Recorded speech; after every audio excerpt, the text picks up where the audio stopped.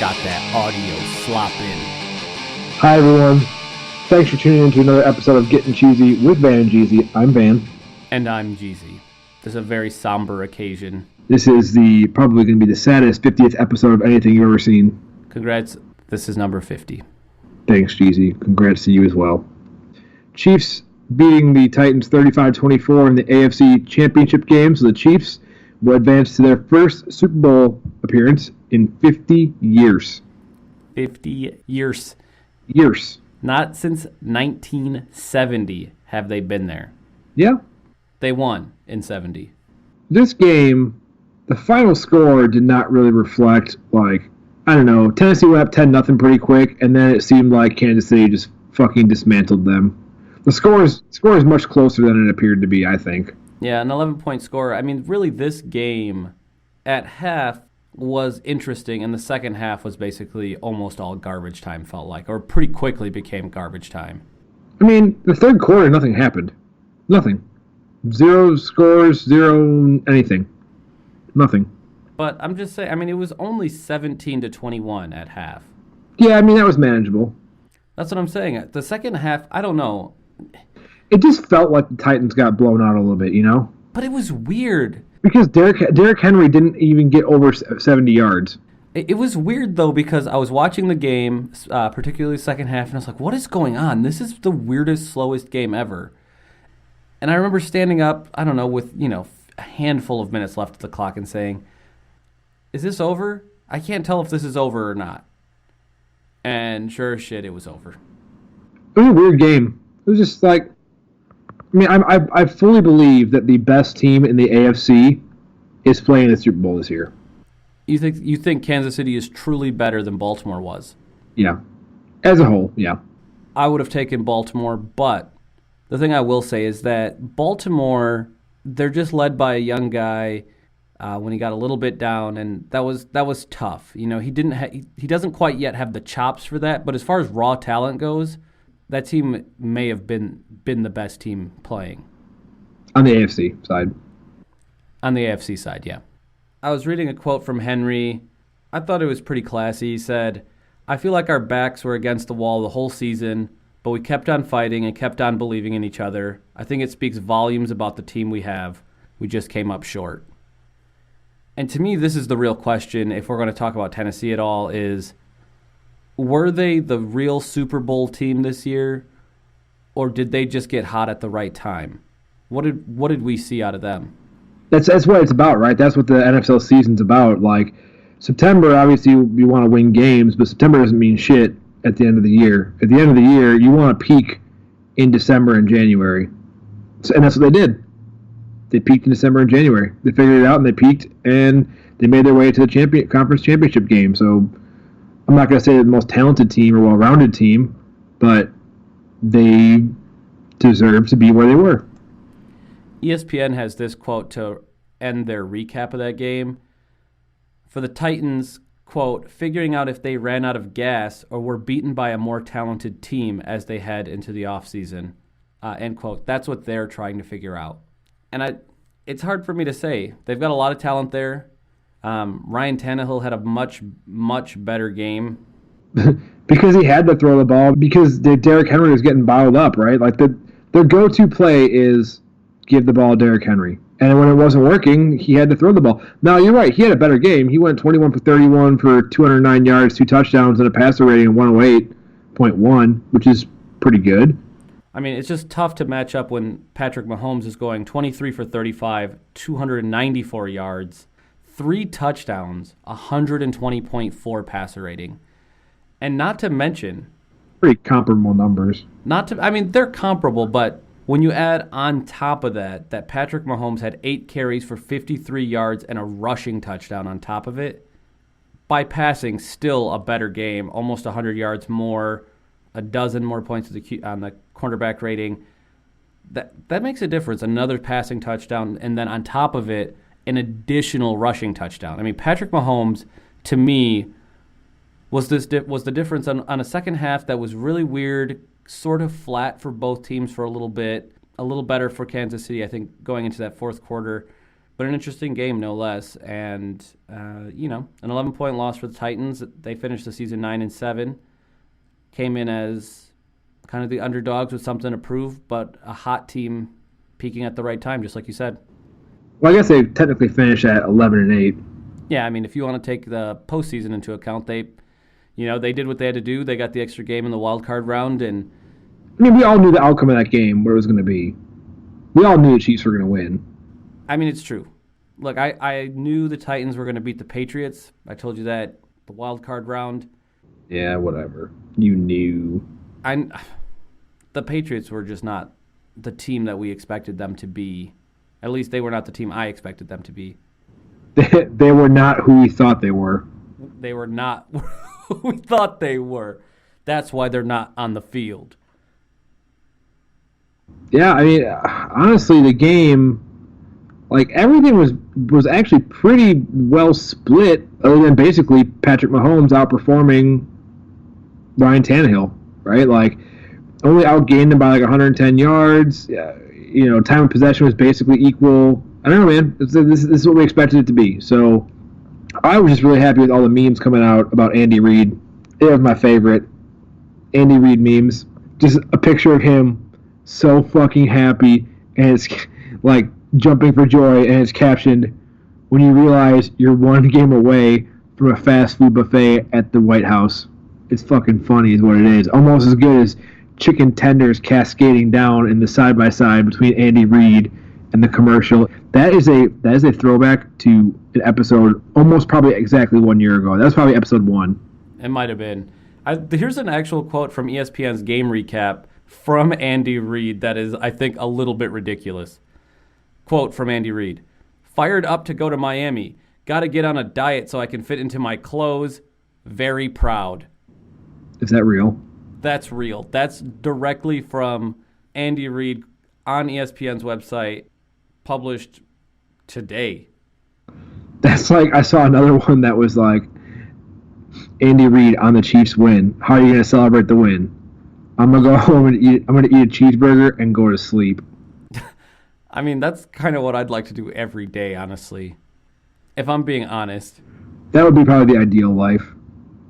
Also, I don't know if you watched like the very tail end of the game when Patrick Mahomes is giving his post-game like talk to whoever was on the reporter on the field. Travis Kelce comes up and starts like, pumping him up and like, being his hype man, and then says, "I fucking love this guy." Whoops. On television. Oh, well. It's fine. Oh, Jason Garrett got hired as Mike McCarthy's offensive coordinator in... No. In New York. Jason Garrett got hired as the offensive coordinator in New York, so whatever. So the New York Football Giants now have a new offensive coordinator in him. Sure. One of the great tight ends of all time, Antonio Gates, announced his retirement. That's another... I mean, I feel like every time we announce a retirement, I'm saying Hall of Famer. Oh, absolutely, yeah. 955 receptions, 11,841 yards, and 116 touchdown catches. He actually didn't even play last season. He finished his career in 2018, so I guess he was just not playing last year. So 16 seasons in the NFL, all with the Chargers, 8 Pro Bowls, just a phenomenal player. Phillip Rivers and Antonio Gates, their connection had 89 touchdowns, which is the most in NFL history between a tight end and a quarterback. I feel like that might expedite Rivers' exit of the NFL. Rivers' exit? Yeah, I mean the official retirement of Antonio Gates, because I feel like they've had him on speed dial. If anything starts getting really good, call up Antonio Gates. But I think this is it. This is the end. Oh, you mean like the Seahawks with Marshawn Lynch? I think Antonio Gates had a sort of similar thing going on. Yeah, could have been. Congrats to him on a good career. I think he will. Very good run. Yeah, very good run. He will be doing. He's deserved retirement. He'll be in the Hall of Fame, no doubt, and good for him. We have one more retirement that has put my neck of the woods here into a tizzy. Luke Kuechly calling it quits after 8 years.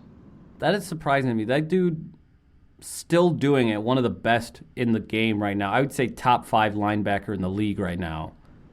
Oh, I mean, the whole time he was in the league. You have to imagine it's a mental health choice. It could be a physical health choice as well. But that's what I'm saying. Like as a whole, body health. I look at this more like Calvin Johnson when he exited. He was still at the top of his game, still pretty young, still could have gotten a big contract anywhere, and then you just walk away.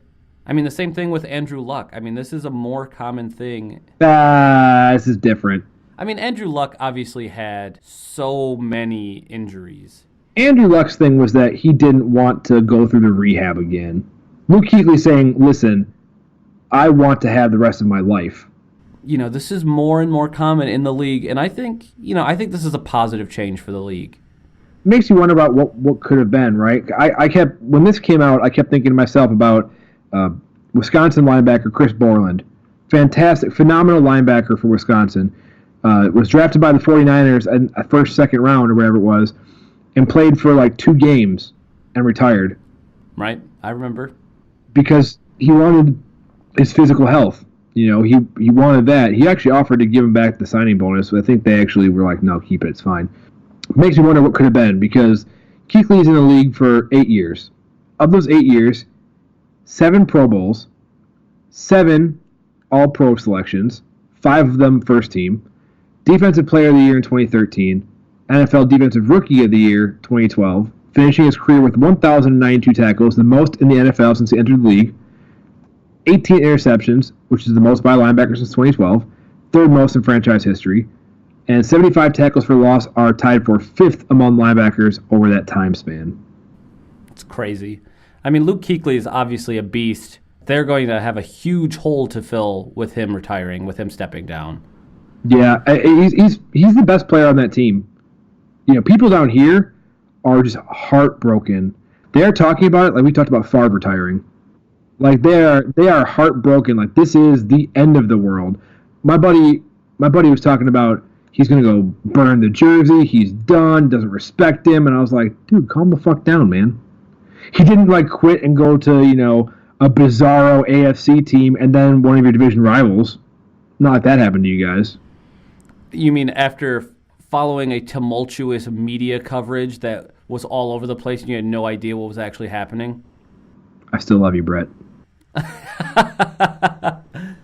Anyways, people out here are quite upset. But, you can't fault the guy for wanting to take care of his body. No, absolutely not. Luke Kuechly, thanks for the memories. I've enjoyed watching you play. For all you real Carolina fans out there, tough luck. Yep. And with that. And now I'm cheesing my way back to you, Van. You better take that shit down a notch. Be sadder.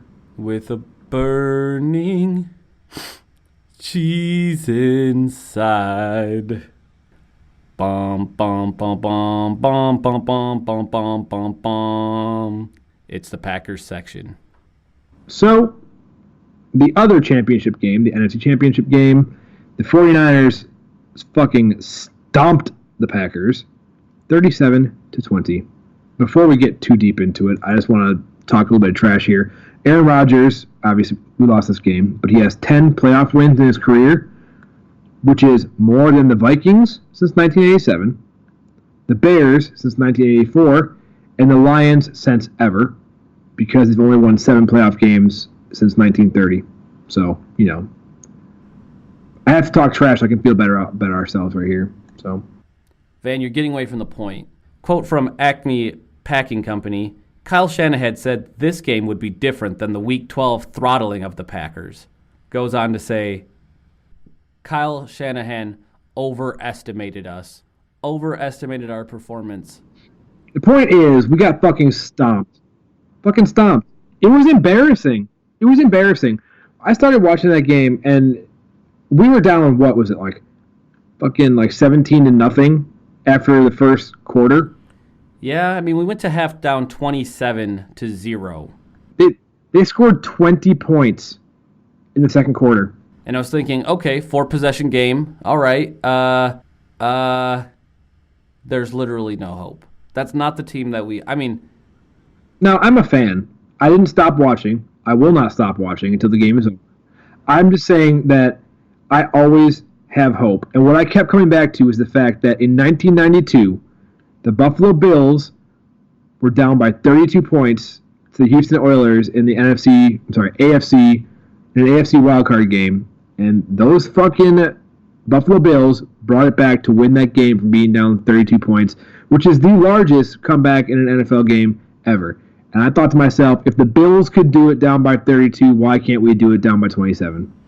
You know what? You know why we can't do it? Because we couldn't stop the run? How many losses have we had this year? Now it's 4. How many of them were in the Western time zone? The Pacific time zone specifically. 3 of them. You get hung up on this. I don't think this is it. You don't think this is it? How did we lose? How did we lose to the Chargers? I think this is more coincidence than anything. We got blown out by the Chargers. We were ineffective completely. We play worst on the West Coast, but I'm not going to say that this is correlation. First off, that's a misuse of the word. It is, in fact, correlation. It is not causation, but there is a correlation because we have lost 100% of our West Coast games. All right, let's do it this way. In 2019, the Packers have won how many games on the West Coast, also known as the Pacific time zone? How many games did we win there? How many? I think you are stretching a correlation here. That is 0 wins. There is 100% correlation when the Packers play in the West Coast and losing. I don't know what the deal is. I'm not superstitious in general, but I don't understand. Is it the weather? I get what you're saying. It sounds like you're superstitious. You know what it is? It's nothing to do with the fucking time zone. It's the fact that the San Francisco 49ers are the fastest team in the NFL on both sides of the ball. That was what really struck me. If they were fast. Everyone was fast. They were really fast. I agree. Faster than us. In a game when Jimmy Garoppolo had to throw the ball 8 times because he didn't throw the ball at all in the third quarter. 8 times threw the ball and got 77 yards. The star of the show, Raheem Mostert, ran for 29 carries, 220 yards, which is second all-time in the NFL in postseason. For most rushing yards. Number 1 was Eric Dickerson in 84 with 248 yards. He ran for an average of 7.6 yards per carry for 4 touchdowns. He destroyed us single-handedly. I mean, to your point, with only Mostert's points, we still lose, to be clear. Yes. Now, Aaron Rodgers didn't have a bad day, honestly. What? Get the fuck out. You gotta go. You have to go. Okay, passing 31 for 39, 326 yards. You gotta go. You have your green and gold glasses on again. You gotta go. 2 touchdowns. Get the fuck out, man. You gotta go. Now the problem was 2 picks. The one at the very end I don't really count to Richard Sherman because he was winging it to do anything. And then the big problem was 3 fumbles. One of them lost, but 3 fumbles was... The other 2 just basically turn into turnovers anyway because we'd have to punt. Yeah, and the hard part is that the first fumble came... Was it the first quarter, second quarter? I forget when the first fumble came. We're finally driving, and we're on San Francisco, maybe 30-yard line? Then that shit happens. And for a second there, in the second half, I thought we were going to make it a game. We had a chance. I mean, we needed our defense not to play good. They had to play perfect for us to have a chance in that second half. And they played somewhat better, but it's honestly hard for me to say because they just stopped passing. They just were like, eat the clock. They did the Bill Belichick time-wasting penalties. You know, if you go in at half up 27... the coach is going to say, we're running the ball well, let's keep doing that, and let's just waste as much time as we can. Like, when I was saying at halftime, we were already really in the 2-minute drill for the rest of the game. I didn't understand that either, dude. We didn't hurry up.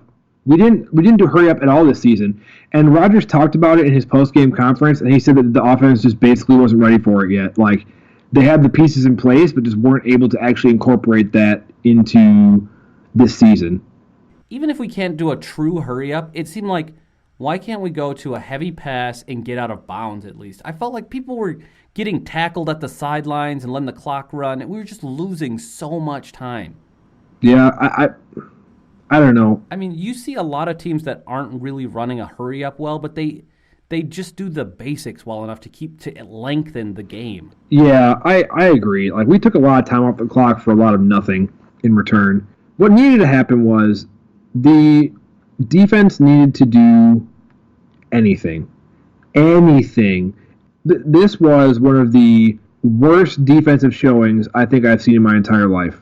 Not just by the numbers that they gave up 220 yards to a single running back, but it was the fact that you knew what San Francisco was going to do every single play, except for 8 of them. You knew they were going to run the fucking ball. You knew it, and we couldn't stop it.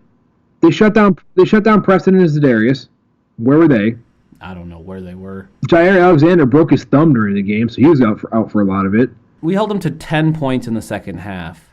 And had that been true in the first half, we've got a game. But it's like I said, with as many points as they gave up in the first half, and mind you, the offense, I will say, heavily contributed to the number of points we gave up in the first half by endless turnovers, and several of them, really giving them a short field to work with.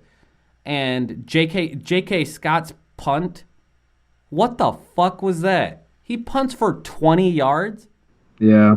Came outside of his foot, man. Like, that was like 3 possessions in a row where we gave the 49ers the ball back in their own, like, in our territory. Like, I had a hard time, like, honestly, in the first half, I had a hard time even blaming the defense because of how miserable the offense were setting them up. They were getting no breaks. They were getting short fields to defend. It was bullshit. Yeah. And then by the second half, I feel like if I'm Mike Pettin, I'm telling them, we need to just force turnovers. This is like jump on people's back, don't take them down quick, punch the ball. This is because I don't know. It just we needed a miracle. It's a similar problem that we had a lot this year, right? Like, offense couldn't keep the defense off the field, and when you're trying to chase Mostert because he's running all over you, you need your defense to get some time to rest, and we couldn't. Offense could not keep the defense off the field. It was atrocious. The first half was nothing but seeing our defense get run over, and our offense couldn't even tag them out. Worst tag team duo in history, our offense-defense, during the NFC Championship. It was bad. And, yeah. And our special teams didn't bail us out either. No, and I just kept coming back to the fact that the 49ers were so fast. I couldn't get over it. They are the new wave of play in the NFL. It's not about big dudes anymore. It's about being fast.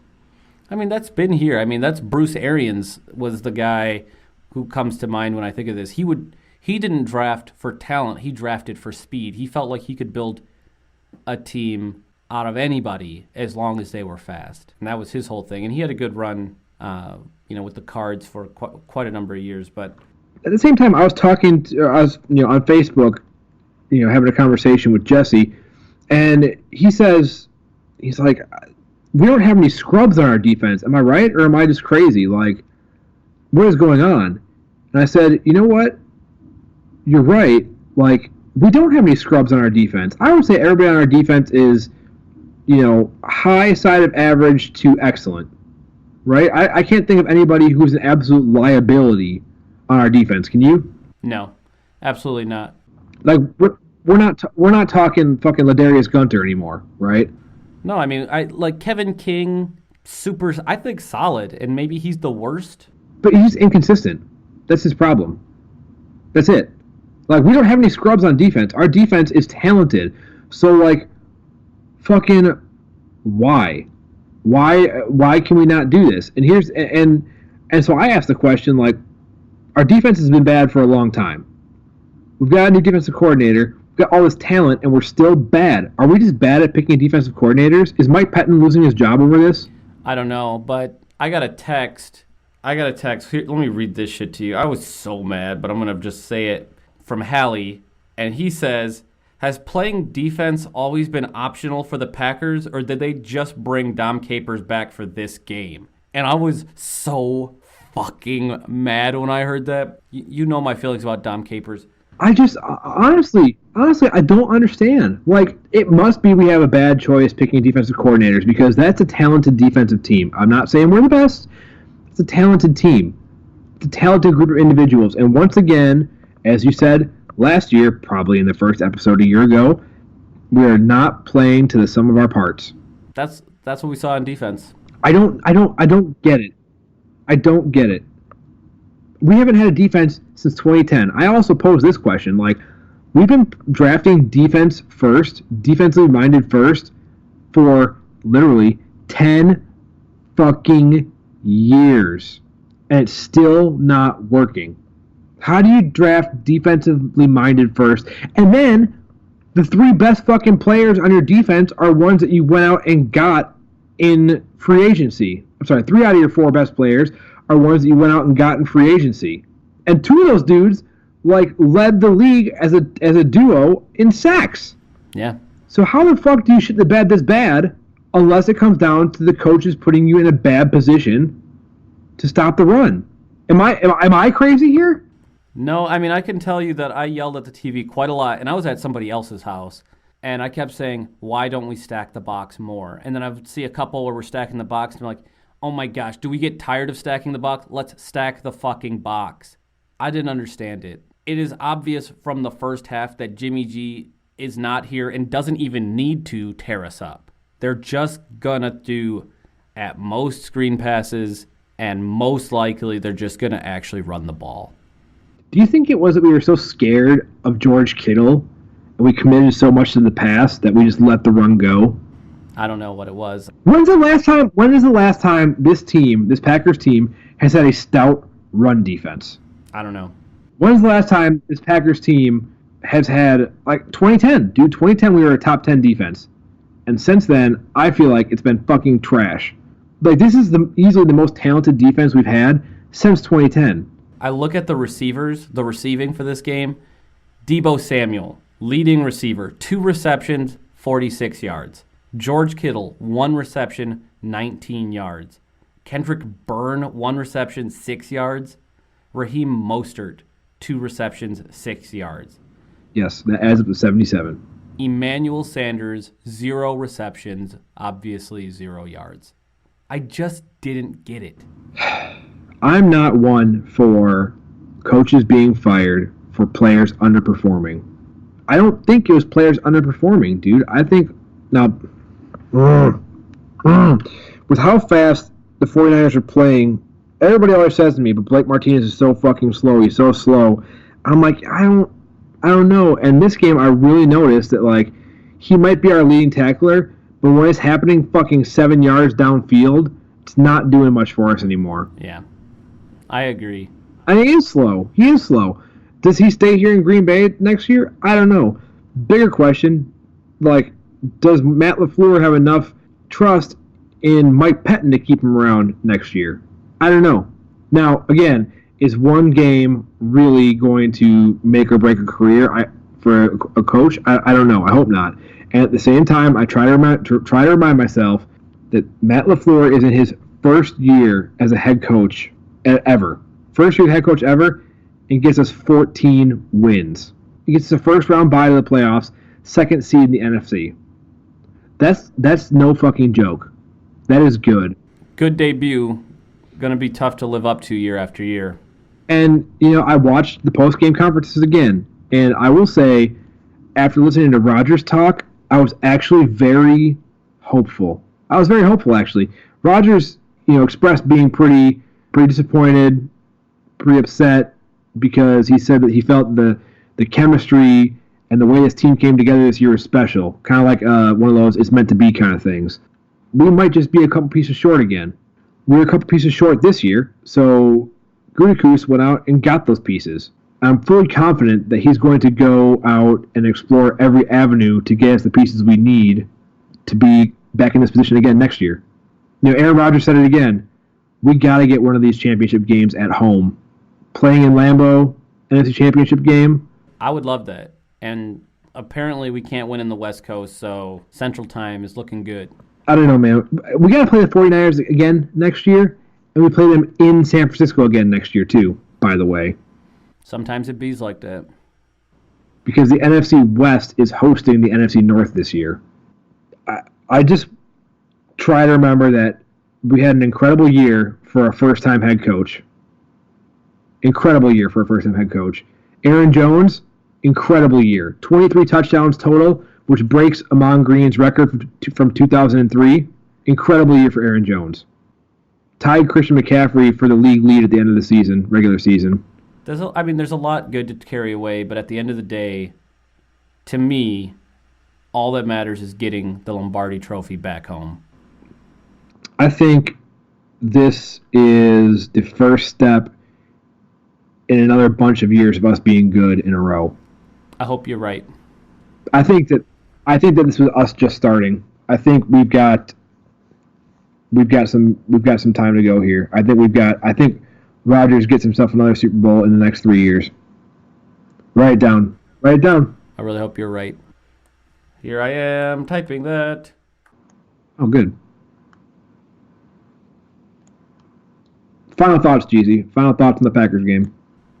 I mean, my final thought on this game was I'm glad I didn't watch the game with any 49er fans live in person.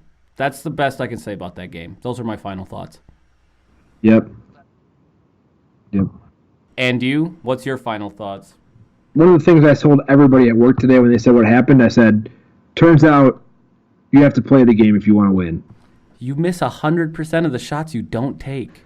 Always shoot for the moon. Even if you miss, you'll end up next to the stars.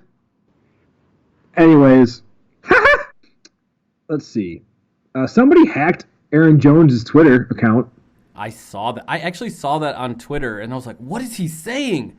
Some of it was funny because some of it was like, it didn't make any sense.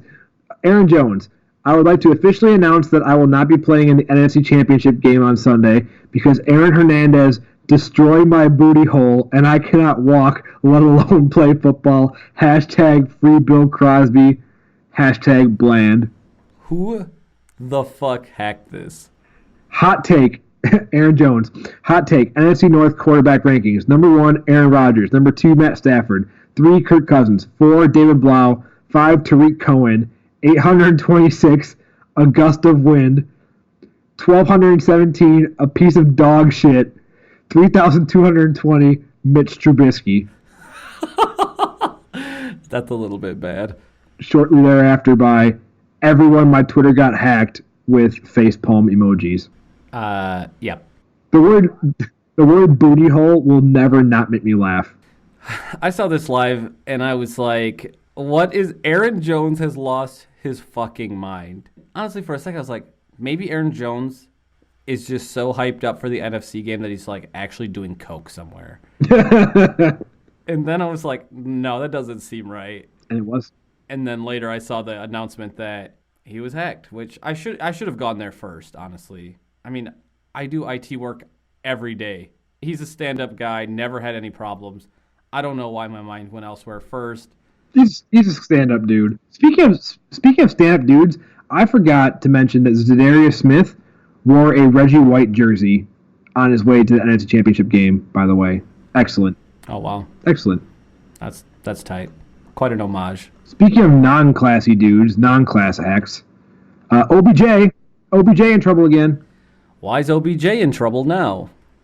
He has an arrest warrant out for simple battery.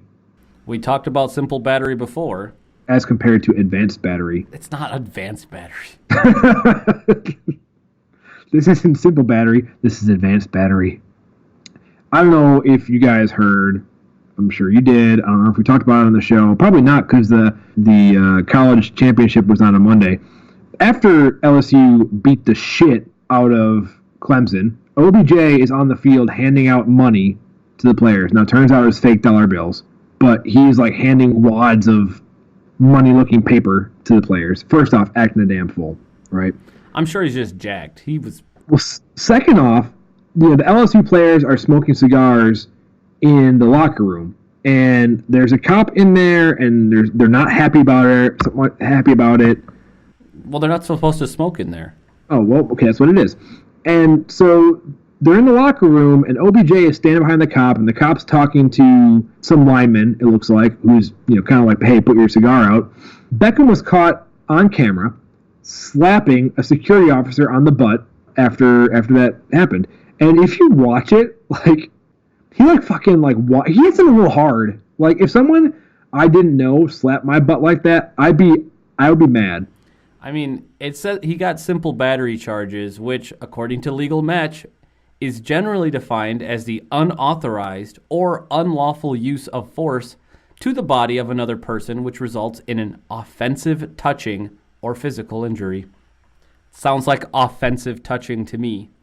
Louisiana Statute 1434-2 states that individuals guilty of simple battery of a police officer shall be fined not more than $500 and imprisoned not less than 15 days, nor more than 6 months without benefit of suspension of sentence. Wow. That's a long sentence, actually. The Browns said, "We are aware of the incident and have been in touch with Odell and his representatives on the matter. They are cooperating with the proper authorities to appropriately address the situation." Wow. This is some serious shit, dude. Don't hit a police officer. No, you should never touch a police officer ever. Apparently, OBJ also walked into the middle of the band section where they were playing, tried to get on the band director's ladder, and after several minutes of arguing, he was escorted out of the stands by police. It seems like he was probably just he was fucked up, and he was acting a fool the whole time. Yep. I mean, it's OBJ. That's what he does. The way he got hit, if it was me, I would be very upset.